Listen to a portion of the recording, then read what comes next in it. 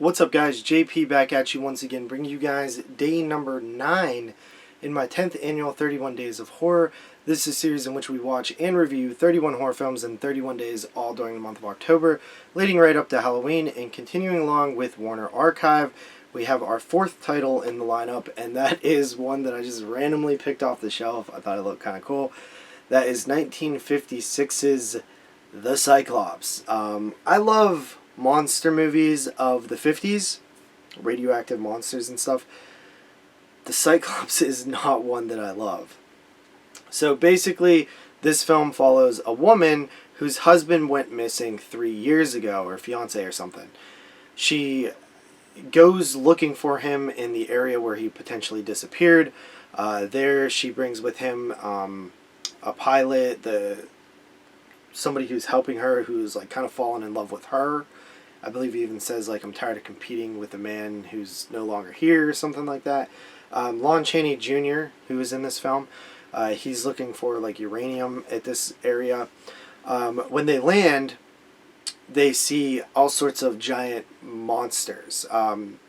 Not prehistoric, though, like a mouse and a hawk and a snake and a lizard and another lizard and a tarantula.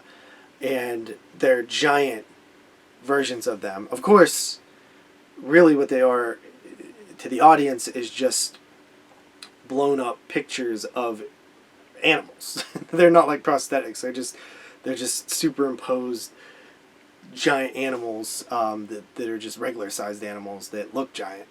And that is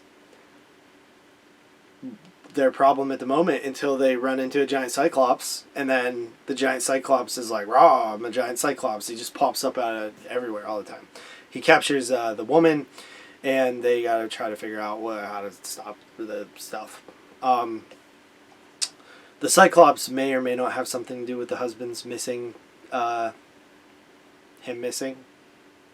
You probably figure it out, honestly. If you even think of the plot, you probably know what's going on. But yeah, this movie is not very good. Honestly, like, I would say it's bad. First of all, the Cyclops looks pretty bad. It's just literally just like a regular guy with some, honestly, makeup effects that I could do. Like, I could do the Cyclops makeup effects on him. It's just like some molding clay, and like he has one eye. It does not look good. None of the animals or anything, like all of the, like, you've seen this stuff before from these movies, but I just feel like this one, it's like worse than normal.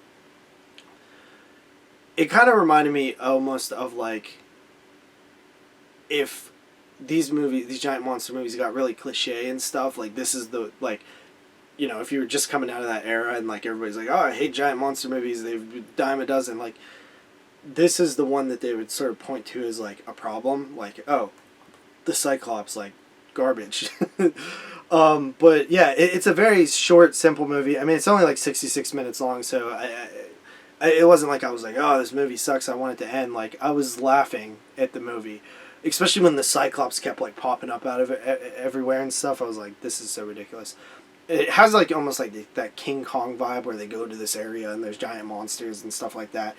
And everything's grown bigger and things, but they're not like prehistoric monsters. They even say that in the movie. They're, you know, just bigger versions of the animals that we have in our everyday life. Anyway, I'd probably give it like a 4 out of 10. Really wasn't that good. Not a very good movie. So with that said, see you guys next time. Peace out.